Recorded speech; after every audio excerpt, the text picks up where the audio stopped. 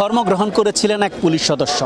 ইসলাম ধর্ম গ্রহণ করার কারণেই তার চাকরি হারিয়েছেন, যে বিষয়ে তিনি আদালতেও ঘুরেছেন কিন্তু কোনোভাবেই চাকরি ফেরত পাননি।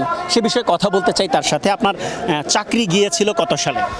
2012-তে 11-তে আমার নামে বিভাগীয় মামলা রুজু হয়। 12 সালে আমাকে ডিপার্টমেন্ট থেকে ডিসচার্জ করা হয় আর কি, ডিপার্টমেন্ট থেকে চাকরিচ্যুত করা হয়। আপনি চাকরিতে জয়েন দিয়েছেন কত সালে? 2002 সালের 30 এপ্রিল। ইসলাম ধর্ম গ্রহণ করেছেন কত সালে? ইসলাম গ্রহণ করেছি 8 সালে। জি, 2000। শুধু কি আপনি নিজে একাই ইসলাম ধর্ম গ্রহণ করেছেন নাকি পরিবারের সবাই? না, আমি শুধু একাই ইসলাম গ্রহণ করেছি। এতে করে আপনার কি সমস্যা হয়েছিল? ইসলাম গ্রহণ করার পূর্বে আমি বিবাহিত ছিলাম। তো আমার পরিবার নিয়ে ইসলাম গ্রহণ করার কথা আমরা আলোচনা করেই সিদ্ধান্ত নেই।